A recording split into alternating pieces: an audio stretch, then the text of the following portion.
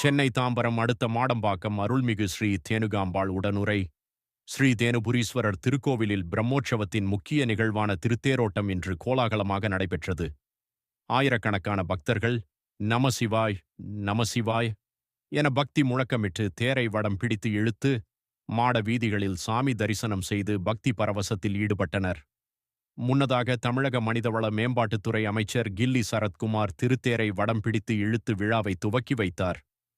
பின்னர் சுவாமி தரிசனம் செய்து பொதுமக்களுடன் இணைந்து மனமுருகி வழிபட்டார்.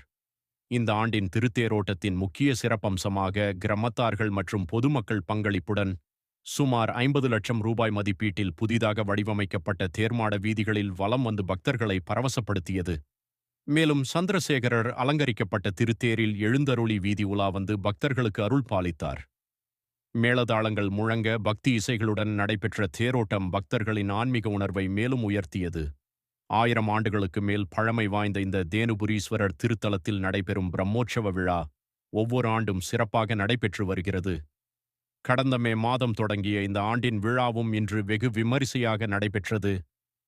இந்த திருத்தேரோட்ட விழாவில் ஏராளமான பக்தர்கள், உள்ளூர் பொதுமக்கள் மற்றும் பல்வேறு சமூக அமைப்பினரும் கலந்து கொண்டு சாமி தரிசனம் செய்தனர்.